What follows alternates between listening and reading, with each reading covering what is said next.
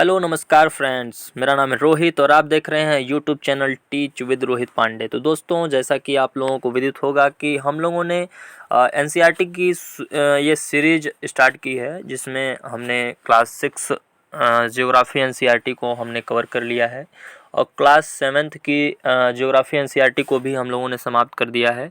अभी हम लोग क्लास 8th की ज्योग्राफी को हम लोग पढ़ रहे हैं और क्लास 8th की ज्योग्राफी में हम लोगों ने 2 चैप्टर को हम लोगों ने डिस्कस कर लिया है, ख़त्म कर दिया है। और ये हमारा आज का जो चैप्टर है, तीसरा चैप्टर नंबर 3 है, खनिज और शक्ति संसाधन। ये क्लास 8th का 3rd चैप्टर है। तो दोस्तों, उम्मीद करेंगे कि ये हमारे लिए, देखिए ये वाला जो चैप्टर है हमारे लिए बहुत इंपॉर्टेंट है, क्योंकि हर एग्ज़ाम में इन सारे चैप्टरों से पेपर में क्वेश्चन आ जाते हैं, हम लोग पता नहीं चलता। तो ऐसा अब आगे से नहीं होगा। ये सारी चीज़ें आप लोगों को मैं एक विश्वास दिलाना चाहता हूँ कि ये चैप्टर आप पढ़ेंगे ना, पढ़ने के बाद आप किसी भी कोई भी प्रश्न हो, हर प्रश्न का उत्तर इस चैप्टर से संबंधित आप दे पाएंगे। तो चलिए इस टॉपिक को हम लोग पढ़ने की कोशिश करते हैं और उम्मीद करते हैं कि ये टॉपिक, देखिए, हम लोगों के लिए बहुत इंपॉर्टेंट है और हम लोग बहुत कुछ सीखने वाले हैं। तो दोस्तों, आप वीडियो को स्किप बिल्कुल भी ना करिएगा, क्योंकि आधा अधूरा ज्ञान बहुत बेकार चीज़ें होती हैं। तो हर चीज़ों को, ये टॉपिक पे अच्छी पकड़ बनाने के लिए आपको वो चीज़ें पूरा पढ़ना पड़ेगा। तो दोस्तों, चलिए इस वीडियो को स्टार्ट करते हैं और इस टॉपिक को हम लोग देखते हैं कि ये टॉपिक में क्या क्या चीज़ें दी गई हैं। तो दोस्तों, जैसा कि आप देख सकते हैं कि आज का जो चैप्टर का हमारा नाम है खनिज और शक्ति संसाधन। खनिज को भी आप जानते हैं, ये संसाधन क्या होते हैं इसके बारे में भी हमने पिछले चैप्टर में, चैप्टर नंबर 1 में डिस्कस किया है। तो दोस्तों, चलिए देखते हैं। किसी सुकांत से मिलने धनबाद के निकट उसके पैतृक स्थान पर जा रही थी। कीरी, कीरी एक पात्र का नाम है। कीरी सुकांत से मिलने धनबाद के निकट, धनबाद आप जानते हैं, अभी आगे आप लोगों को पता चलेगा कि धनबाद है क्या। धनबाद निकट उसके पैतृक स्थान पर जा रही थी। कीरी विशाल काले क्षेत्र को देखकर आश्चर्यचकित थी। कीरी जो थी वो विशाल काले क्षेत्र को देखकर आश्चर्यचकित थी। सुकांत, यह स्थान इतना काला और धूल भरा क्यों है? उसने कहा, उसने पूछा। यह कोयला खदान के निकट होने के कारण है। भाई, काला कहाँ का क्षेत्र होगा? जहाँ पे कोयला ज़्यादा पाया जाएगा, कोयला वाला क्षेत्र। धनबाद, आप सभी जानते हैं कि धनबाद जो है वो, धनबाद में कोयले का खनन होता है। कोयला संसाधन के लिए बहुत बड़ा यह एक हब टाइप का है। क्या आप वहाँ ट्रकों को देख रही हो? ये सभी खनिज कोयले को ले जा रहे हैं। सुकांत ने उत्तर दिया। खनिज क्या होते हैं, देखिए इसके बारे में हम लोग आज पढ़ेंगे। खनिज क्या होता है, मिनरल्स क्या होते हैं। कीरी पूछती है। सुकांत कहता है, क्या आपने कभी नानबाई को बिस्कुट बनाते हुए देखा है? नानबाई को बिस्कुट बनाते हुए देखा है? उसमें आटा, दूध, चीनी और कभी कभी अंडे को भी मिलाया जाता है बिस्कुट बनाने में। जब आप पके हुए बिस्कुट खाते हैं तो क्या आप इनके अवयव को पृथक रूप से देख सकते हैं? बिल्कुल नहीं देख सकते। जब बिस्कुट पक जाता है तो उसके अवयव, क्या चीज़ें इसमें मिली हुई हैं, इन सारी चीज़ों को हम लोग नहीं देख सकते हैं। जिस प्रकार बिस्कुट में मिली हुई कई वस्तुओं को आप देख नहीं सकते, उसी प्रकार इस पृथ्वी पर चट्टानों में कई पदार्थ मिले हैं। उसी प्रकार इस पृथ्वी पर चट्टानों में कई पदार्थ मिले होते हैं जो खनिज कहलाते हैं। खनिज क्या होते हैं? हमारी पृथ्वी में कई प्रकार के मेटल, नॉन मेटल, कई प्रकार के पदार्थ, इन सारी पृथ्वी में, पृथ्वी के भूगर्भ में दबे हुए हैं। कई हजारों करोड़ों वर्ष पहले क्या हुआ था कि वो पृथ्वी के अंदर दब गए थे। उसी प्रकार हमारे खनिज जो होते हैं हमारी पृथ्वी में भिन्न भिन्न प्रकार के, भिन्न भिन्न जगहों पे ये पाए जाते हैं। उन्हें हम देख नहीं सकते। ये खनिज पृथ्वी की चट्टान परपटी पर सभी जगह फैले हैं। ऐसा नहीं है कि किसी जगह है, किसी की जगह नहीं है, बिल्कुल नहीं। ये सभी जगह फैले हुए हैं। प्राकृतिक रूप से प्राप्त होने वाला पदार्थ जिसका निश्चित रासायनिक संगठन हो, वह एक खनिज होता है। अगर हम रसायन की भाषा में देखें कि खनिज का जो डेफिनेशन होता है, खनिज की जो परिभाषा होती है वो क्या होती है, तो प्राकृतिक रूप से प्राप्त, ऐसा नहीं है कि मानव निर्मित है, बिल्कुल नहीं, ये नेचुरली है। प्राकृतिक रूप से प्राप्त होने वाला पदार्थ जिसका निश्चित रासायनिक संगठन हो, जिसका निश्चित रासायनिक संगठन हो, वो रसायनों से मिलकर बने हों, उसमें जो रसायन हो उनका जो मात्रा है वो समान हो, निश्चित हो, वह एक खनिज कहलाता है। क्या कहलाता है? खनिज कहलाता है। खनिज सभी स्थानों पर समान रूप से वितरित नहीं है। ऐसा नहीं है कि पूरी पृथ्वी में हर जगह इनकी जो फैलाव है वो बिल्कुल समान है, बिल्कुल नहीं। वे किसी विशेष क्षेत्र में या शैल समूहों में संकेंद्रित होते हैं। कुछ खनिज ऐसे क्षेत्रों में पाए जाते हैं जो आसानी से अभिगम्य नहीं है, जो आसानी से अभिगम्य नहीं है, जैसे आर्कटिक पदार्थ, संस्तर और अंटार्कटिक। ये ऐसे कुछ क्षेत्र हैं जहाँ पे ये आसानी से अभिगम्य मतलब प्राप्त नहीं हो सकते हैं आसानी से। खनिज विभिन्न प्रकार के भूवैज्ञानिक परिवेश में अलग अलग दशाओं में निर्मित होते हैं। खनिज विभिन्न प्रकार के भूवैज्ञानिक परिवेश में अलग अलग दशाओं में निर्मित होते हैं। वे बिना किसी मानवीय हस्तक्षेप के प्राकृतिक प्रक्रियाओं द्वारा निर्मित होते हैं। वे अपने भौतिक गुणों, जैसे भौतिक गुण क्या होता है, देखिए दो गुण आप लोग पढ़े होंगे, एक होता है भौतिक गुण और एक क्या होता है, एक होता है रासायनिक गुण। एक होता है भौतिक और एक होता है रासायनिक। इन सारी चीज़ों को आप पढ़े होंगे। देखिए भौतिक गुण क्या होते हैं, भौतिक गुण को हम लोग जैसे रंग हो गया, घनत्व हो गया, कठोरता हो गया, किसी पदार्थ के भौतिक गुण है ये। रंग, घनत्व, कठोरता। और रासायनिक गुण क्या होते हैं, उनमें विलेयता के आधार पर पहचाने जाते हैं। ये क्या है, रासायनिक गुण। रासायनिक गुण में अंदर की चीज़ें होती हैं, जैसे उसमें क्या कौन कौन से तत्व से मिलकर बना होता है, इसमें क्या प्रकृति है, इस तत्व की क्या प्रकृति है, उस तत्व की क्या प्रकृति, इन सारी चीज़ों को हम लोग रासायनिक गुण धर्म कहते हैं। देखिए खनिजों के प्रकार की अगर बात करें हम, खनिज कितने प्रकार के होते हैं, तो देखिए पृथ्वी पर 3000 से अधिक विभिन्न खनिज हैं। पृथ्वी पर 3000 से अधिक विभिन्न खनिज है। संरचना के आधार पर खनिजों को मुख्यतः धात्विक और अधात्विक खनिजों में वर्गीकृत करते हैं। संरचना के आधार पर हम खनिजों को धात्विक और अधात्विक खनिजों में विभाजित करते हैं, डिफ्रेंशिएट करते हैं। वहीं अगर धात्विक खनिज की बात करें तो एक होता है लौह और एक होता है अलौह। ऐसे खनिज जिसमें लोहे की मात्रा पाई जाती है वो होता है लौह खनिज, लौह धात्विक।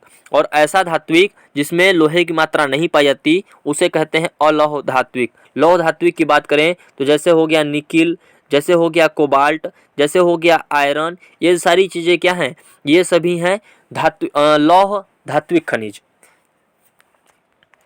धात्विक खनिज की बात करते हैं। खनिजों में धातु कच्चे रूप में होते हैं। खनिजों में जो धातु होते हैं वो कच्चे रूप में होते हैं, कठोर पदार्थ हैं, कच्चे रूपों में होते हैं। धातुएं कठोर पदार्थ होते हैं। ये धातुओं की क्या है, पहचान है। आप पहचान को पढ़ रहे, जो ऊष्मा और विद्युत को सुचालित करते हैं, जो क्या करते हैं, ऊष्मा और विद्युत को सुचालित करते हैं। जैसे आप अगर एक लोहे की छड़ लें, अगर आप इस लोहे की छड़ को क्या करें, यहाँ पे भट्टी में इसको जलाएं, यहाँ पे जलाएं, इसको उष्मा दें, तो इसमें क्या होता है, इसकी एक प्रकृति होती है कि यहाँ पे उष्मा देने पे ये धीरे धीरे करके ये क्या करता है, पूरा राड हमारा गर्म हो जाता है। तो इसमें क्या हो रहा है, उष्मा के फैलाव हो रहा है। उष्मा का फैलाव किसमें होता है, धातुओं में होता है। ऐसा थोड़ी है कि लकड़ी का छड़ हम लोग लिए, एक लकड़ी का डंडा लिए और इधर जला रहे हैं और लकड़ी में भी उष्मा फैल रही, इधर भी कुछ देर समय यहाँ भी गर्म हो गया, ऐसा कुछ भी नहीं है। धातुओं में उष्मा का प्रवाह होता है। ये एक जिसे हम क्या कहते हैं, सुचालित करती है। धातुओं के विद्युत को क्या करती है, सुचालित करती है। और जिनमें द्युति या चमक की विशेषता होती है, धातुओं में एक विशेष चमक होती है। आप किसी भी धातु में हो गया, तांबा हो गया, सोना हो गया, चांदी हो गया, ये सारी चीज़ें क्या हैं, धातुएं हैं। इनमें एक विशेष प्रकार की चमक होती है और उनकी यह एक महत्वपूर्ण विशेषता होती है। अगर लौह अयस्क की बात करें तो लौह अयस्क जैसे बॉक्साइट, मैग्नीज, बॉक्साइट क्या है, ये अयस्क है। लौह अयस्क, बॉक्साइट, मैग्नीज अयस्क इनके कुछ उदाहरण हैं। ये सभी क्या हैं, ये इनके कुछ उदाहरण हैं। धात्विक खनिज लौह अथवा लौह हो सकते हैं। धात्विक खनिज जो हैं वो लौह अथवा अलौह हो सकते हैं। जैसे यहाँ पे दिया गया है लौह अयस्क, ये सभी क्या है, धात्विक खनिज हैं। बॉक्साइट हो गया, आप सभी जानते हैं एल्युमिनियम का अयस्क है बॉक्साइट। मैग्नीज हो गया, मैग्नीज आप सभी जानते हैं कि पत्तियों में सबसे अधिक कौन सा पाया जाता है धातु, वो मैग्नीज होता है, अयस्क होता है। सॉरी मैग्नीज नहीं होता है, मैग्नीशियम होता है, पत्तियों में पाया जाने वाला अयस्क, इनके कुछ उदाहरण हैं। वहीं अगर हम लोग लौह धात्विक खनिज, जैसे देखिए धात्विक खनिज लौह अथवा अलौह दो प्रकार के हो सकते हैं। हम लोगों ने यहाँ पढ़ा कि लौह और अलौह दो प्रकार के हो सकते हैं, एक आयरन और जिसमें आयरन न हो वो होता है अलौह। अलौह हो सकते हैं लौह खनिजों जैसे लोहा, लौह अयस्क, मैग्नीज और क्रोमाइट में लोहा होता है। ये सभी इनको याद किया करते चलिए, क्योंकि इनसे ही ऐसे ही टॉपिक से प्रश्न बनते हैं, ऐसे ही पैराग्राफ को उठा के सीधे प्रश्न बना दिया जाता है। देखिए जैसे लौह अयस्क, मैग्नीज और क्रोमाइट, इसमें क्या होता है, इसमें लोहा होता है। वहीं अगर अलौह की बात करें तो खनिजों में लोहा नहीं होता, खनिज में, अलौह खनिज में लोहा नहीं होता, जबकि लौह खनिज में लोहा होता है, जैसा कि मैं आप लोगों को ऊपर किंतु कुछ अन्य धातु यथा सोना, चांदी, तांबा या सीसा भी हो सकती हैं। ये धातु जरूरी नहीं है कि लौह धातु में लोहा है जैसे, लेकिन कुछ अन्य धातुओं के भी एग्जाम्पल यहाँ पे बताया गया है, जैसे सोना, चांदी, तांबा या सीसा हो सकते हैं। वहीं अगर अधात्विक की बात करें, नॉन मेटल की बात करें हम लोग, तो नॉन मेटल खनिजों में धातुएं नहीं होती हैं, धातुएं नहीं होती हैं। चूना, पत्थर, अभ्रक और जिप्सम ये खनिजों के उदाहरण, ये अधात्विक खनिजों के क्या हैं, उदाहरण हैं। खनिज ईंधन जैसे कोयला और पेट्रोलियम भी आध्यात्मिक खनिज होते हैं। खनिज ईंधन और कोयला, अगर आपसे पूछे कि ईंधन जैसे होता है, जैसे पेट्रोलियम हो गया, डीजल हो गया, कोयला हो गया, ये क्या हैं, धातु हैं या अधातु हैं, तो ये सभी क्या हैं, ये सभी अधात्विक खनिज हैं। खनिजों को खनन, प्रवेधन या आखनन द्वारा निष्कर्षित किया जा सकता है। खनिजों को, खनिज ऐसा थोड़ी है कि डायरेक्ट सोना बन के चला जाता है, शुद्ध सोना हम लोगों के सामने जो हम लोग ज्वेलरी बनाते हैं वो आ जाता है, बिल्कुल नहीं। खनिजों को क्या करना पड़ता है, खनन करना पड़ता है। खनिजों के बड़े बड़े अयस्क होते हैं, अयस्क पत्थर होते हैं, सोना का पत्थर, ये सारी चीज़ें पत्थर हैं। इन पत्थरों में क्या होते हैं, ये मिलते हैं, उन्हें हम क्या कहते हैं, अयस्क। उसे हम लाकर उसे छानते हैं, उस कई सारी विधियां होती हैं, रासायनिक विधियां होती हैं, जिसके द्वारा हमें शुद्ध जो मेटल होता है, धातु होता है, उसकी प्राप्ति होती है। खनिजों का निष्कर्षण की अगर बात करें तो खनन, प्रवेधन, आखनन, इन सारी प्रक्रियाओं के द्वारा हमें क्या मिलता है, शुद्ध धातु प्राप्त होती है। खनन की बात करें तो खनन दो प्रकार का होता है, एक विवृत खनन, एक कूपिकी खनन। इसके बारे में हम लोग देख लेते हैं कि ये इत्यादि चीजें होती क्या हैं। देखिए पृथ्वी की सतह के अंदर दबी शैलों से खनिजों को बाहर निकालने की क्रिया कहलाती है खनन। हम लोग किसी चीज़ का खनन करते हैं, कहीं पे हम लोग कुदाल या फावड़ा या फिर मशीनों के द्वारा हम लोग खुदाई करते हैं, जिसके द्वारा वो खनिजों को बाहर निकालते हैं, जिसके द्वारा हम लोग खुदाई के माध्यम से उन खनिजों को हम पृथ्वी के अंदर से बाहर निकालते हैं। वो प्रक्रिया क्या कहलाती है, खनन कहलाती है वो प्रक्रिया। वहीं अगर खनिज जो कम गहराई में स्थित है, खनिज जो कम गहराई में स्थित है, वे पृष्ठीय स्तर को हटाकर निकाले जाते हैं। पृष्ठीय मतलब ऊपर का जो सतह है उसको हटाकर हम लोग क्या करते हैं, आसानी से निकाल लेते हैं। इसे ही क्या करते हैं, विवृत खनन कहते हैं। इसे क्या कहते हैं, विवृत खनन कहते हैं। जो पृष्ठों के हटाने से हम लोग उसे निकाल पाते हैं। लेकिन ऐसा खनन किसे कहते हैं, जो पृथ्वी के शैलों, चट्टानों के नीचे बिल्कुल दबा हुआ है, पड़ा हुआ है, उसको हम खनन के माध्यम से पृथ्वी के सतह पे निकालते हैं, उसको कहते हैं खनन। लेकिन अगर विवृत खनन की बात करें तो जो सतह को हटाकर निकाला जाता है उसे कहते हैं विवृत खनन। गहन वेधन जिन्हें कूपक कहते हैं, गहन वेधन जिसे कूपक कहते हैं। कूपक आप देखे होंगे कि पेट्रोलियम को कैसे निकाला जाता है, एक कुआं होता है, उसका कुआं होता है, तो वही चीजें है कूपक। कूपक क्या होता है, कूपक खनन उसे कहते हैं। अधिक गहराई में स्थित खनिज निक्षेपों तथा पहुंचने के लिए बनाए जाते हैं। अधिक गहराई में स्थित खनिज निक्षेपों तक पहुंचने के लिए बनाए जाते हैं, इसे कूपकी खनन कहते हैं।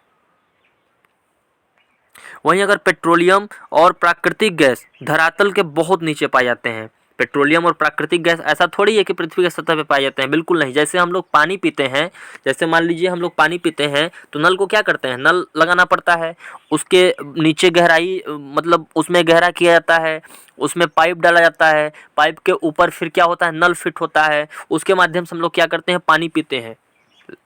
वैसे ही क्या होता है, वैसे ही पेट्रोलियम के कुआं होते हैं, डीजल के कुआं होते हैं, कच्चा तेल, मिट्टी का तेल के कुआं होते हैं, इत्यादि कुआं खुदाई होती है।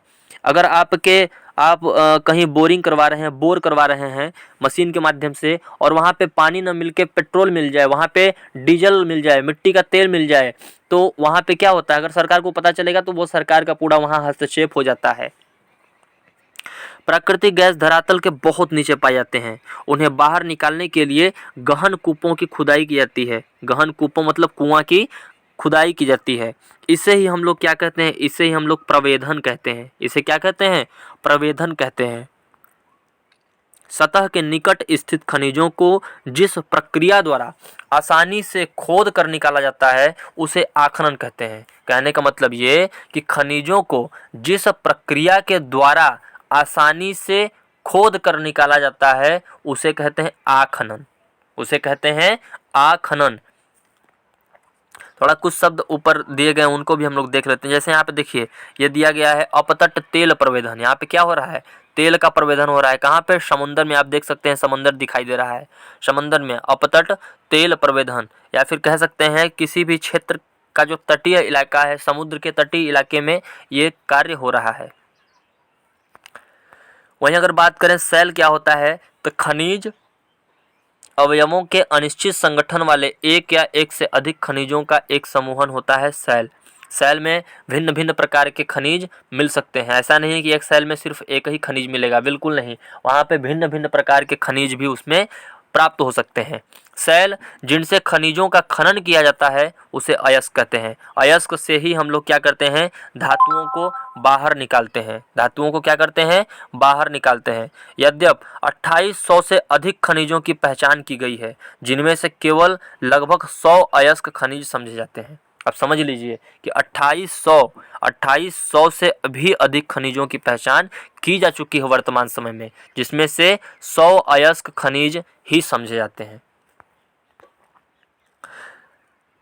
आपके भोजन में नमक और आपकी पेंसिल में ग्रेफाइट भी खनिज है। देखिए, आप पेंसिल को यूज करते हैं, छोटे बच्चे यूज करते हैं, वहाँ पे क्या होता है, उस पेंसिल का जो नुकीला भाग होता है वहाँ होता है ग्रेफाइट, वो ग्रेफाइट होता है।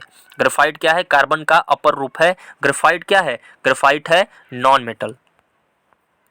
यहाँ पे देखिए, कोयले की खदान में ट्रक का भरण, ये क्या हो रहा है, खुदाई हो रही है। इन सारी चीज़ों को अभी आप लोग पढ़ चुके। चलिए आगे देखते हैं, खनिजों का वितरण। खनिजों के वितरण की बात करें तो खनिज विभिन्न प्रकार की शैलों में पाए जाते हैं। खनिज जो होते हैं विभिन्न प्रकार के शैलों में पाए जाते हैं। कुछ आग्नेय शैलों में, शैल 3 प्रकार के होते हैं, आग्नेय शैल, कायांतरित शैल, और एक क्या होता है, अवसादी शैल। शैल 3 प्रकार के होते हैं, आग्नेय शैल, अवसादी शैल और कायांतरित शैल। तो यहाँ पे क्या बताया जा रहा है कि खनिज विभिन्न प्रकार की शैलों में पाए जाते हैं। कुछ आग्नेय शैलों में पाए जाते हैं तो कुछ कायांतरित शैलों में पाए जाते हैं, जबकि अन्य कहाँ पाए जाते हैं, अवसादी शैलों में पाए जाते हैं। ये क्वेश्चन भी आता है कि सबसे अधिक जीवाश्म कहाँ पाए जाते हैं, तो वो होते हैं अवसादी शैल में।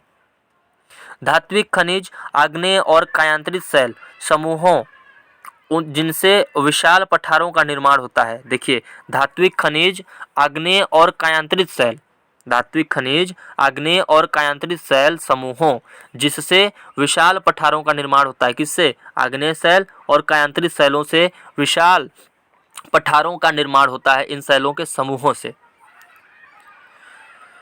निर्माण होता है और उसी पठार में ये पाए जाते हैं। उत्तरी स्वीडन, अगर उत्तरी स्वीडन की बात करें तो स्वीडन जो है, स्वीडन ये यूरोप का एक देश है, में लौह अयस्क ओंटेरियो कनाडा, ओंटेरियो कनाडा, उत्तरी स्वीडन में लौह अयस्क और ओंटेरियो कनाडा में तांबा और निकेल के निक्षेप पाए जाते हैं। उत्तरी स्वीडन की बात करें तो वहाँ पे लौह अयस्क का निक्षेपण पाया जाता है, जबकि वहीं ओंटेरियो कनाडा की बात करें, कनाडा जो है उत्तरी अमेरिका का एक देश है जो सबसे बड़ा समुद्री सबसे बड़ा क्या है, सबसे बड़ा समुद्री तट वाला देश कौन है, वो है कनाडा। तो वहाँ पे ओंटारियो कनाडा में तांबा और निकेल के निक्षेप पाए जाते हैं। वहीं अगर दक्षिणी अफ्रीका में बात करें तो दक्षिणी अफ्रीका में लोहा, निकेल, क्रोमाइट और प्लेटिनम पाए जाते हैं। आग्नेय और कायांतरित शैलों में पाए जाने वाले खनिजों के उदाहरण हैं। ये सभी क्या हैं, आग्नेय और कायांतरित शैलों में पाए जाने वाले खनिजों के उदाहरण हैं। आप देख सकते हैं कि यहाँ पे बताया गया आपको, आप लोग रिवाइज मारते चलिए कि स्वीडन में लौह अयस्क, वहीं कनाडा में क्या बताया गया है कि तांबा और निकेल के निक्षेप, और वहीं दक्षिण अफ्रीका में लोहा, निकेल, क्रोमाइट और प्लेटिनम आग्नेय और कायांतरित शैलों में पाए जाने वाले खनिजों के उदाहरण हैं। मैदानों और नवीन वलित पर्वतों के औषधि शैल, मैदानों और नवीन वलित पर्वतों के औषधि शैल समूहों में अधात्विक खनिज जैसे चूना पत्थर पाए जाते हैं। फ्रांस के कॉकेसस प्रदेश की बात करें तो कॉकेसस प्रदेश जैसे होता है, जैसे नॉर्वे वगैरह है, ये इन सारे क्षेत्रों में फैला हुआ है कॉकेसस पर्वत। और एल्ब्रूस जो है, कॉकेसस पर्वत की सबसे ऊंची चोटी कौन है, एल्ब्रूस, जिसको हम लोग क्या कहते हैं, यूरोप का सबसे ऊंचा चोटी किसको कहते हैं, एल्ब्रूस को, माउंट एल्ब्रूस को कहते हैं। के चूना पत्थर निक्षेप, जॉर्जिया और यूक्रेन के मैग्नीज निक्षेप और अल्जीरिया के फास्फेट संस्तर इसके कुछ उदाहरण हैं। क्या बताया जा रहा है कि जॉर्जिया और यूक्रेन, अभी यूक्रेन और रसिया का विवाद चल रहा है, आप सभी जानते हैं। यूक्रेन व के मैग्नीज निक्षेप और अल्जीरिया के फास्फेट संस्तर इसके कुछ उदाहरण हैं। खनिज ईंधन जैसे कोयला और पेट्रोलियम भी औषधि स्तर पर पाए जाते हैं। जैसे खनिज ईंधन जैसे कोयला और पेट्रोलियम भी औषधि पाए जाते हैं। औषधि स्तर कहने का मतलब ये, अभी आप लोगों को बताया कि जीवाश्म किस सेल में पाए जाते हैं, वो होते हैं औषधि सेल। और कोयला और पेट्रोलियम क्या होता है, जीवाश्म ही तो होता है। कई हजारों करोड़ों वर्ष पहले क्या होता है कि वहाँ पे जीव जंतु और पेड़ पौधों की प्रजातियाँ दब जाती हैं उस चट्टानों में, और वहाँ से ही पेट्रोल और कोयला का निर्माण प्रारंभ होता है या संभव होता है। यहाँ पे देखिए कुछ क्षेत्र बताए गए हैं। अभी आप लोगों को क्या बताया गया कि कनाडा में लौह अयस्क को बताया गया। ये देखिए कनाडा देश है, यहाँ पे कनाडा है, नीचे यूएसए है, नीचे मैक्सिको है, और ये क्या है, दक्षिण अफ्रीका नहीं है, सॉरी फ्रेंड्स, दक्षिणी अमेरिका है। ये क्या है, दक्षिणी अमेरिका है। और इसी में क्या होता है, इसी में ब्राज़ील में अमेज़न का जंगल है, अमेज़न वर्षा वन है, जहाँ पे विश्व की सबसे अधिक विविधता पाई जाती है। और वहीं अगर इधर बात करें तो ये है अफ्रीका महाद्वीप। ये क्या है, ये है अफ्रीका महाद्वीप। और ये है क्या, ये पूरा एशिया महाद्वीप है। यहाँ पे यूरोप है, और यहाँ पे ये क्या है, ऑस्ट्रेलिया है। यहाँ पे आप लोगों को भी बताया मैंने, कहाँ कहाँ बताया मैंने, आप लोगों को बताया कनाडा में, स्वीडन यहाँ पे है, इधर बताया, स्वीडन में तो बताया। इन सारी चीज़ों को मैं आप लोगों को बता दिया।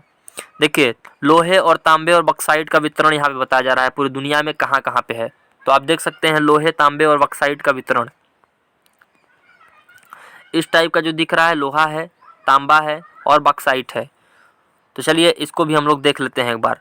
देखिए यहाँ पे लोहा कहाँ है, लोहा यहाँ पे है कनाडा में। आप लोगों को मैंने बताया, ये देखिए कनाडा वाला क्षेत्र है। यहाँ पे ही ग्रेट लेक पाया जाता है, होम्स, ह्यूरॉन, ओंटारियो, मिशिगन और ईरी और सुपीरियर, 5 जो झील पाई जाती है वहाँ पे, उसको कहते हैं great lake of the world. चलिए अब थोड़ा एशिया की बात करें कि एशिया में क्या क्या चीज़ें, किन खनिजों का भंडार है हमारे एशिया में। तो चीन और भारत के पास विशाल लौह अयस्क निक्षेप है। चीन और भारत दोनों के पास क्या है, विशाल लौह अयस्क निक्षेप है, जो एशिया महाद्वीप के 2 विशाल देश हैं। यह महाद्वीप विश्व का आधे से अधिक टीन का उत्पादन करता है। समझ लीजिए, आधे से अधिक टीन का उत्पादन हमारे एशिया महाद्वीप से होता है। चीन, मलेशिया और इंडोनेशिया विश्व के अग्रणी टीन उत्पादकों में से एक हैं। चीन, मलेशिया और इंडोनेशिया विश्व के टीन उत्पादकों में से एक हैं। चीन सीसा, एंटीमनी और टंगस्टन के उत्पादन में भी अग्रणी है। चीन जो है सीसा का भी उत्पादन करता है। एंटीमनी टंगस्टन के उत्पादन में भी अग्रणी है। टंगस्टन आप जानते हैं हमारे जो बल्ब का जो फिलामेंट है वो किससे बना होता है, टंगस्टन का बना होता है।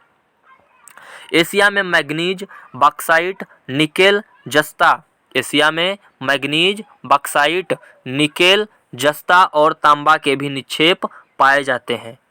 बॉक्साइट जो है, बॉक्साइट क्या है, ये एल्यूमिनियम का क्या है, अयस्क है, एल्यूमिनियम का अयस्क है बॉक्साइट। वहीं अगर यूरोप में बात करें तो यूरोप विश्व में लौह अयस्क का अग्रणी उत्पादक है। यूरोप जो है विश्व में लौह अयस्क का अग्रणी उत्पादक है। रूस, यूक्रेन, रूस जो है इसकी स्थिति अगर देखें तो है यहाँ पे है, ये क्या है, ये रूस है, यहाँ पे ये देखिए ये रूस है विश्व का सबसे बड़ा क्षेत्रफल के हिसाब से सबसे बड़ा देश उत्पादक है। रूस, यूक्रेन, स्वीडन और फ्रांस लौह अयस्क के विशाल निक्षेप वाले देश हैं। कौन कौन से, रूस, यूक्रेन, स्वीडन और फ्रांस। तांबा, सीसा, जस्ता, तांबा, सीसा, जस्ता, मैग्नीज और निकेल खनिजों के निक्षेप पूर्वी यूरोप और यूरोपीय रूस में पाए जाते हैं। उत्तरी अमेरिका की बात करें तो उत्तरी अमेरिका में खनिज निक्षेप 3 क्षेत्रों में अवस्थित है। कितने क्षेत्रों में, 3 क्षेत्रों में अवस्थित है। ग्रेट लेक के उत्तर में कैनेडियन शील्ड प्रदेश, ग्रेट लेक के उत्तर की अगर बात करें, यहाँ पे देखिए ग्रेट लेक है ये, इसके उत्तर की बात करें ऊपर की तरफ तो यहाँ पे क्या है, कैनेडियन शील्ड प्रदेश है। अपलेशियन प्रदेश और पश्चिम की पर्वत श्रृंखलाएं लौह अयस्क, निकेल, सोना, यूरेनियम और तांबा का खनन कैनेडियन शील्ड प्रदेश में और कोयले का अपलेशियन प्रदेश में, कोयले का कहाँ, अपलेशियन प्रदेश में होता है। पश्चिमी कार्डिलेरा में तांबा, कार्डिलेरा जो है क्या है, ये कनाडा का ही शहर बता रहा है, कहीं भौगोलिक स्थिति बता रहा है। कैल्डेरिया में तांबा, सीसा, जस्ता, सोना और चांदी के विशाल निक्षेप भी पाए जाते हैं। वहीं अगर हम दक्षिणी अमेरिका की बात करें तो ब्राज़ील विश्व में उच्च कोटि के लौह अयस्क का सबसे बड़ा उत्पादक है। ब्राज़ील जो दक्षिणी अमेरिका का सबसे बड़ा देश है, लौह अयस्क का सबसे बड़ा उत्पादक देश है। और आप सभी जानते हैं ब्राज़ील में कॉफ़ी का जो बंदरगाह बागान है उसको क्या कहते हैं, फजेंडा। चिली और पेरू तांबे के अग्रणी उत्पादक हैं। चिली और पेरू तांबे के अग्रणी उत्पादक हैं। ब्राज़ील और बोलिविया विश्व में टीन के सबसे बड़े उत्पादकों में से एक हैं। वहीं अगर दक्षिण अमेरिका के पास बात करें, दक्षिण अमेरिका के पास सोना, चांदी, जस्ता, क्रोमियम, मैग्नीज, बॉक्साइट, अभ्रक, प्लेटिनम मतलब बहुत सारे जो खनिज हैं, एस्बेस्टस और हीरा के विशाल निक्षेप भी पाए जाते हैं। समझ लीजिए डायमंड जो होता है कार्बन का अपर रूप है और विश्व का सबसे महंगा पदार्थ क्या है, हीरा है। खनिज तेल वेनेजुएला, अर्जेंटीना, चिली, पेरू और कोलंबिया में पाया जाता है। पेट्रोलियम खनिज तेल जो है ये सारी चीज़ें भी दक्षिण अमेरिका के वेनेजुएला, अर्जेंटीना और चिली, पेरू और कोलंबिया में पाया जाता है। वहीं अगर अफ्रीका महाद्वीप की बात करें तो अफ्रीका खनिज संसाधनों में धनी देश है। लेकिन समझ लीजिए धनी देश है, यहाँ पे ये चीज़ें लिखा है कि खनिज संसाधनों में धनी है, लेकिन फिर भी उसको क्या कहते हैं, अंध महाद्वीप कहते हैं। ये विकास से बहुत अपरिचित है अभी भी। यह हीरा, सोना और प्लेटिनम का विशाल, यहाँ हीरा, सोना, यहाँ पे हीरा, सोना और प्लेटिनम का विशाल, हीरा, सोना और प्लेटिनम का विश्व में सबसे बड़ा उत्पादक महाद्वीप है। कौन, अफ्रीका महाद्वीप। दक्षिण अफ्रीका, जिम्बाब्वे और जायरे विश्व के सोने का एक बड़ा भाग उत्पादित करते हैं। दक्षिण अफ्रीका, जिम्बाब्वे और जायरे विश्व के सबसे अधिक सोने का बड़ा भाग उत्पादित करते हैं। तांबा, लौह अयस्क, क्रोमियम, यूरेनियम, कोबाल्ट और बॉक्साइट दक्षिण अफ्रीका में पाए जाने वाले अन्य खनिज हैं। तेल नाइजीरिया, लीबिया और अंगोला में भी पाए जाते हैं। समझ लीजिए तेल जो है नाइजीरिया, लीबिया और अंगोला में भी पाए जाते हैं। वहीं अगर ऑस्ट्रेलिया की बात करें तो ऑस्ट्रेलिया विश्व में बॉक्साइट का सबसे बड़ा उत्पादक देश है। ऑस्ट्रेलिया विश्व का सबसे बड़ा उत्पादन करने वाला ये महाद्वीप है। यहाँ सोना, हीरा और कालगुर्डी की जो खनिज संसाधन है वहाँ पे पाया जाता है ऑस्ट्रेलिया में ही। यह सोना, हीरा, लौह अयस्क, टीन और निकेल अग्रणी उत्पादक है। यह तांबा, सीसा, जस्ता और मैग्नीज में भी संपन्न है।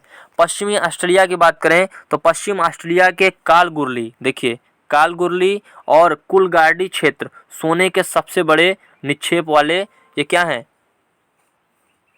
यहाँ पे खुदाई होती है।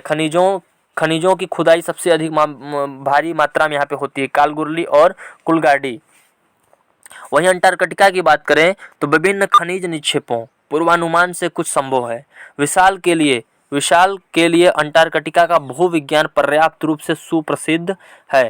ट्रांस आर्कटिक पर्वत में कोयले और पूर्वी अंटार्कटिक में प्रिंस चार्ल्स पर्वत के निकट लोहे के महत्वपूर्ण मात्रा में निक्षेपों का पूर्वानुमान किया गया है। पूर्वानुमान मतलब अनुमान लगाया गया है, गेसिंग किया गया है। लौह अयस्क सोना, चांदी और तेल में वाणिज्यिक मात्रा में उपलब्ध है। वहीं अगर खनिजों के उपयोग की बात करें तो इसको हम लोग बात करने से पहले हम लोग ऊपर की चीज़ें कुछ चीज़ें छोड़ दी हैं, उसको भी देख लेते हैं।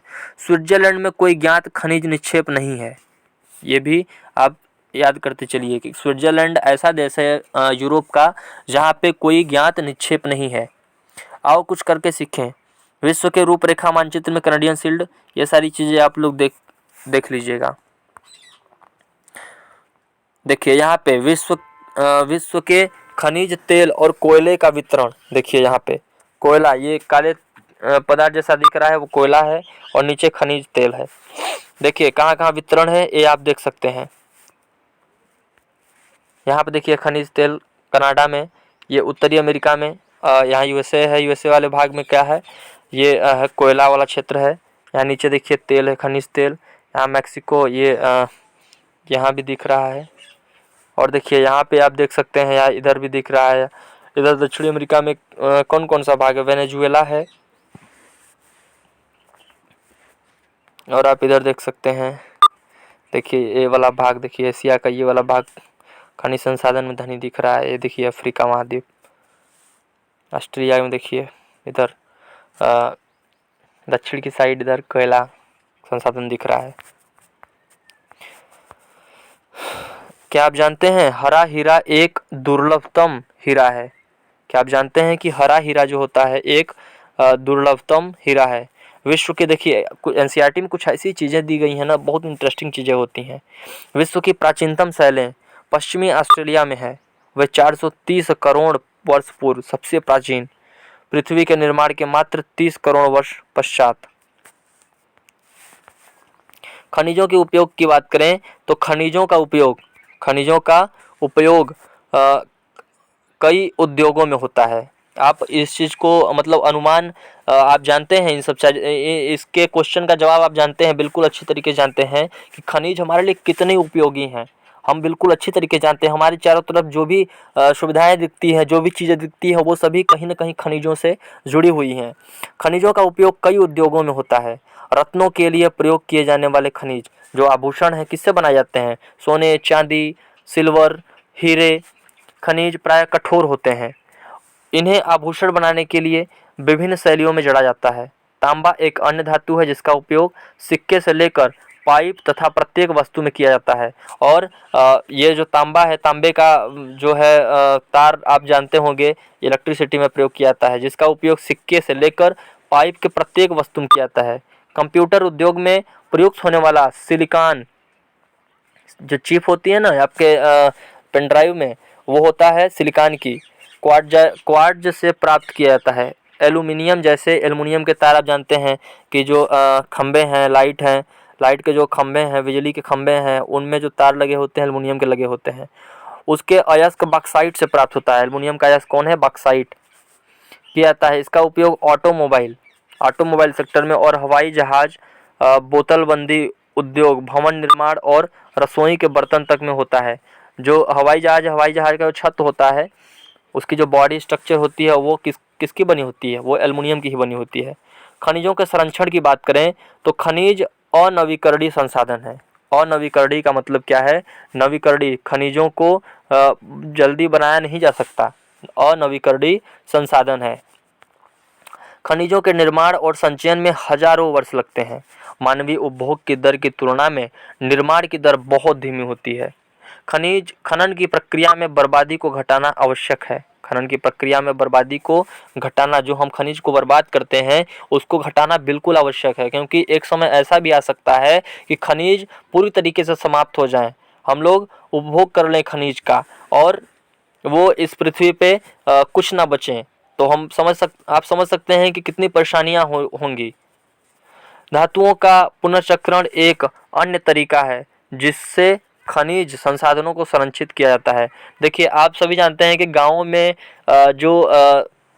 आप देखे होंगे कि साइकिल पे बांध के घूमते रहते हैं, लोहा वोहा सब लेते हैं और टीन वगैरह, प्लास्टिक वगैरह, इन सारी चीज़ों को वो खरीदते हैं, उसके बदले में आपको कुछ सामान देते हैं। सोन पापड़ी आप जानते होंगे, सोन पापड़ी को आप लोगों ने खाया भी होगा। गांव में जो सोन पापड़ी आती है वो साइकिल पे बांध के सब आते हैं, तो वो सब क्या करते हैं, घरों घरों से घरे घरे जाते हैं, गाँव में जाते हैं, घूमते फिरते हैं और वहाँ से जो वेस्ट खनिज होते हैं जिनके पास रखा होता है, उसके बदले उन्हें कुछ पैसा रुपया दे के वो उसे कारखाने में ले जाते हैं और उससे क्या होता है, उसका रिसाइकलिंग होता है, उससे फिर भिन्न भिन्न प्रकार की नई चीज़ें उनसे बनाई जाती हैं। तो ये क्या है? यह पुनर्चक्रण है, एक अन्य तरीका है। खनिजों के पुनर्चक्रण का अन्य तरीका जिससे खनिज संसाधनों को संरक्षित किया जाता है। शक्ति संसाधन क्या होता है? शन्नी की माँ अपने दिन की शुरुआत, देखिए परंपरागत स्रोत, यहाँ पे ये कहानी के माध्यम आप पढ़ लीजिएगा। कहानी के माध्यम से निचोड़ जो निकलता है वो बहुत महत्वपूर्ण होता है। ऊर्जा के परंपरागत स्रोत वे हैं जो लंबे समय से सामान्य उपयोग में लाए जा रहे हैं। ऊर्जा के परंपरागत स्रोत की बात करें तो ऊर्जा के परंपरागत स्रोत वे हैं जो लंबे समय से सामान्य उपयोग में लाए जा रहे हैं। ईंधन और जीवाश्मी ईंधन परंपरागत ऊर्जा के दो मुख्य स्रोत हैं। ईंधन और परंपरागत ऊर्जा के दो मुख्य स्रोत हैं, ईंधन और जीवाश्मी ईंधन। ईंधन की बात करें तो इसका उपयोग पकाने, उष्मा, देखिए ईंधन का उपयोग कहाँ कहाँ होता है? आप सभी जानते हैं कि भोजन को पकाने में ईंधन का उपयोग होता है, किसी चीज़ को जलाने में ईंधन का उपयोग होता है, हमारी गाड़ी चलती है, हमारी मोटरसाइकिल चलती है, 4 व्हीलर चलती है, ये इन सारी चीज़ों को चलने के लिए क्या ज़रूरी होता है? ईंधन होता है। भाई ईंधन के रूप में उसमें किसी में पेट्रोल होता है, किसी में डीजल होता है, किसी में प्राकृतिक गैस होता है। ईंधन के कई रूप हो सकते हैं, उसे हम लोग आगे पढ़ेंगे। इसका उपयोग पकाने, उष्मा प्राप्त करने के लिए व्यापक रूप से होता है। हमारे देश में ग्रामीणों द्वारा उपयोग में की गई 50% से अधिक ऊर्जा ईंधन से प्राप्त होती है। समझ सकते हैं, हमारे ग्रामीणों द्वारा उपयोग की गई 50% से अधिक ऊर्जा ईंधन से होती है। देखिए यहाँ पे खनिज तेल और प्राकृतिक गैस, इनके बारे में बताया गया है। देखिए खनिज तेल ऐसे तेल होते हैं आसानी से परिवहनी, टैंकर, इससे आसानी से क्या कर सकते हैं, परिवहनी होता है ये खनिज तेल। पेट्रोल रसायन उद्योग का आधार। वहीं अगर हानि की बात करें तो तेल अधिप्लावन एवं गैस के रिसाव के कारण ऑक्सीजन का अपक्षय होता है। निर्मुक्त प्रदूषण के कारण अम्ल वर्षा। नए ईंधन का अन्वेषण आसान नहीं है। इन सारी चीज़ देखिए, इस सारी ग्राफ के माध्यम से आप लोगों को समझाने की कोशिश किया है। ऊर्जा के परंपरागत स्रोत की बात करें तो ऊर्जा के परंपरागत स्रोत देखिए इसमें दिया गया है। सुप्राप्य लाभ क्या होता है ऊर्जा के परंपरागत स्रोत से? तो ईंधन के लाभ की बात करें अगर हम तो सुप्राप्य होता है, यह आसानी से क्या होता है, प्राप्त हो जाता है। संग्रहण में अधिक समय उपयोग बहुसंख्यक लोगों को ऊर्जा प्रदान करता है। ये क्या करता है, बहुसंख्यक लोग जो होते हैं, वो जो मेजॉरिटी होती है, उनको क्या करता है, ये ऊर्जा प्रदान करता है। इसकी अगर हानि की बात करें तो संग्रहण में अधिक समय, प्रदूषण फैलाने वाला, ये ऊर्जा के जो हानि ईंधन होते हैं ये संग्रहण में अधिक समय लेते हैं। संग्रहण करने का मतलब कि इन्हें हम क्या करते हैं, जैसे मान लीजिए लकड़ी है, लकड़ी भी तो ईंधन ही है, कोयला ईंधन है, लेकिन हम लोग क्या करते हैं, उसको अगर हम लोग लाते हैं तो उसमें ज़्यादा समय लगता है, उसे हम लोग इकट्ठा करते हैं, उसके लिए हमें समय की ज़रूरत होती है। प्रदूषण फैलाने वाले होते हैं, जो कोयला होता है, लकड़ी होता है, ये क्या करते हैं, प्रदूषण फैलाने वाले होते हैं। हरित गृह प्रभाव में वृद्धि करता है, हरित गृह प्रभाव जो होता है उसमें वृद्धि करता है। निर्वनीकरण होते हैं। वहीं अगर हम लोग कोयले की बात करें तो विस्तृत रूप से उपलब्ध, यह बहुत अधिक मात्रा में क्या है, उपलब्ध है। विद्युत रूपांतरण के लिए उपयुक्त है। पहले आप जानते होंगे कोयले से ट्रेनें चलती थी, लेकिन आज आप बता सकते हैं कि कोयले की ट्रेनें चल रही हैं? बिल्कुल नहीं, कोयले की ट्रेन अब नहीं चल रही। अब तो अधिक से अधिक पेट्रोल से चल रही हैं, डीजल से चल रही हैं, और आने वाले समय में इलेक्ट्रिसिटी से अभी भी चल रही हैं। लेकिन आने वाले समय में पूरी तरीके से सरकार का ये मंशा है कि पूरी तरीके से ये मतलब पेट्रोल और डीजल का हम लोग देखिए, हम लोगों के पास भंडार नहीं है, हम लोग बाहर से मंगाते हैं, पेट्रोल डीजल को खरीदते हैं। तो इलेक्ट्रिसिटी से ही सरकार का पूरा मंशा है कि इलेक्ट्रिसिटी से सारी चीज़ों को करने का, क्योंकि बस भी इलेक्ट्रिसिटी की आ चुकी है मार्केट में, और वो बस हो गया इत्यादि चीज़ें, हर चीज़ों पे सरकार ध्यान दे रही है। देखिए वहीं अगर प्रदूषण की बात करें तो कोयले से प्रदूषण का बहुत अधिक मात्रा में प्रदूषित होता है। परिवहन के लिए भारी भी होता है ये।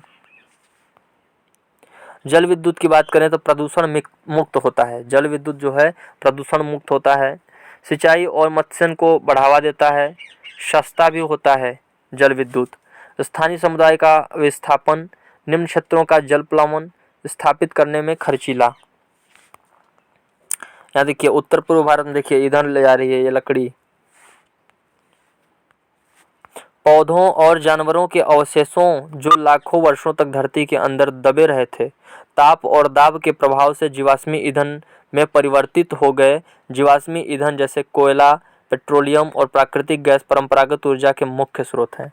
देखिए यहाँ पे दिया गया है, जीवाश्मों की बात की जा रही है। जीवाश्म ईंधन क्या होते हैं? तो पौधों और जानवरों के अवशेष जो लाखों वर्षों तक धरती के अंदर दबे रहे थे, ताप और दाब के प्रभाव से जीवाश्मी ईंधन में परिवर्तित हो गए, जीवाश्मी ईंधन कहलाते हैं।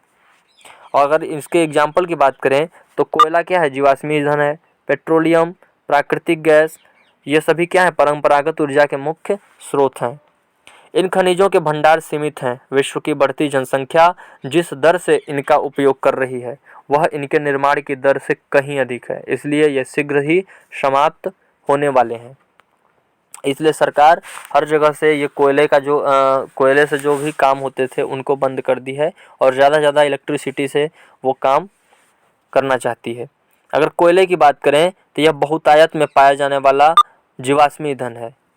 इसका उपयोग घरेलू ईंधन, उद्योग जैसे लोहा और इस्पात, वाष्पीजन इंजनों और विद्युत उत्पन्न करने में किया जाता है। कोयला को हम लोग काला सोना के नाम से भी जानते हैं, काला सोना के नाम से भी जानते हैं। कोयले से प्राप्त विद्युत को तापीय ऊर्जा कहा जाता है। कोयला जिसका हम आज उपयोग कर रहे हैं वह लाखों वर्ष पूर्व विशाल फर्न और दलदल के पृथ्वी के परतों में दबने से बना कोयला, इसलिए इसे क्या कहते हैं? अंतर्हित धूप के रूप में जाना जाता है। तापीय ऊर्जा संयंत्र का दृश्य देखिए यहाँ पे दिखाया जा रहा है। विश्व में अग्रणी कोयला उत्पादक देशों में अगर बात करें तो चीन, संयुक्त राज्य अमेरिका, जर्मनी, रूस, दक्षिण अफ्रीका और फ्रांस है। भारत के कोयला उत्पादक क्षेत्र रानीगंज, पश्चिम बंगाल। भारत के कुछ प्रमुख कोयला उत्पादक क्षेत्र हैं, जैसे पश्चिम बंगाल में रानीगंज तथा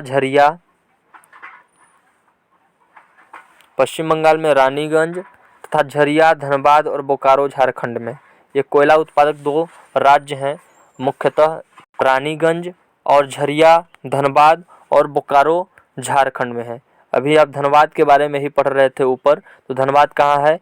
झारखंड में। और ये काला क्यों था? क्योंकि यह कोयला उत्पादक क्षेत्र है, यहाँ पे कोयला बहुतायत से पाया जाता है।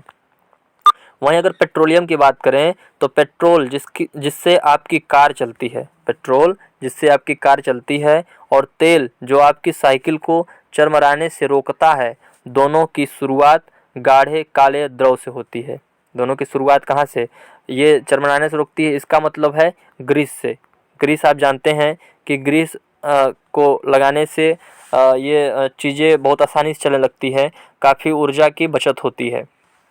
दोनों की शुरुआत गाढ़े काले द्रव, ये दोनों किससे बनते हैं? ये दोनों पेट्रोलियम से ही बनते हैं, द्रव से होती है जिसे पेट्रोलियम कहते हैं। यह सैलों की परतों के मध्य पाया जाता है और इसका वेधन अपतटीय व तटीय क्षेत्रों में स्थित तेल क्षेत्र से किया जाता है। तदुपरांत अगर बात करें तो इसे परिष्करणशाला भेजा जाता है, जहां अपरिष्कृत पेट्रोलियम के प्रक्रमण से विभिन्न तरह के उत्पाद जैसे डीजल, पेट्रोल, मिट्टी का तेल, मोम, प्लास्टिक और स्नेहक तैयार किया जाता है। आप समझ सकते हैं कि एक पेट्रोल से कितने सारे चीज़ें बन रही हैं। इससे बने उत्पादों को काला सोना भी कहा जाता है। इससे बने उत्पादों को काला सोना, लेकिन काला सोना किसको कहा जाता है? कहा जाता है कोयले को, क्योंकि ये बहुत अधिक मूल्यवान होती है। आप सभी जानते हैं कि एक पेट्रोलियम से कितनी सारी चीज़ें बन रही हैं। क्या क्या बन रहा है एक बार फिर से देखते हैं।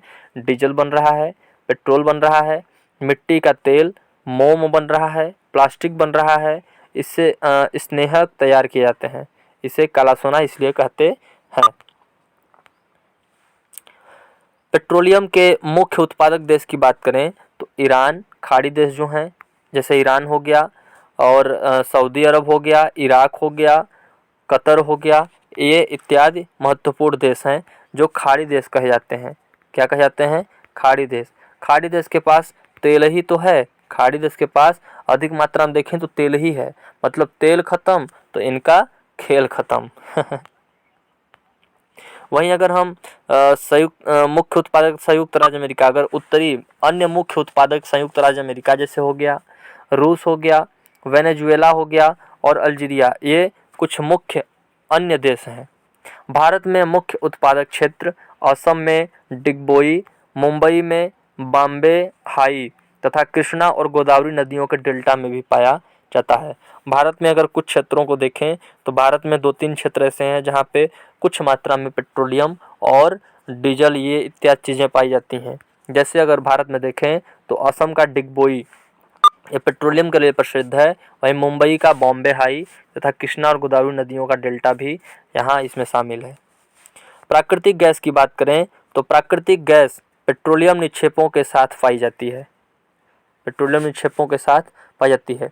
दोस्तों ये वीडियो काफ़ी लंबी हो जाएगी, तो मैं वीडियो को अगला जो पार्ट 2 आएगा उसमें हम प्राकृतिक गैस के बारे में डिस्कस करेंगे। तब तक के लिए ये यहीं रोकता हूँ। और अगर आप लोगों को यह वीडियो हमारी पसंद आ रही है तो वीडियो को लाइक करें, शेयर करें और हमारे चैनल को अगर आप लोगों ने अभी तक सब्सक्राइब नहीं किया है टीच विद रोहित पांडे, तो जल्दी से आप जाके टीच विद रोहित पांडे को सब्सक्राइब कर लें और प्लेलिस्ट में जाके आप लोग क्लास 6 की एनसीईआरटी ज्योग्राफी को पढ़ लीजिए। क्लास 7 की एनसीईआरटी ज्योग्राफी को हम लोगों ने बहुत अच्छे तरीके से पढ़ा है और उसके बाद फिर क्लास 8 की ज्योग्राफी को आप लोग जो भी चैप्टर आप लोगों का छूट गया है वो सारी चीज़ों को कंप्लीट कर लीजिए। दोस्तों मिलते हैं नेक्स्ट वीडियो में, तब तक के लिए खुश रहिए, मस्त रहिए। जय हिंद, जय भारत।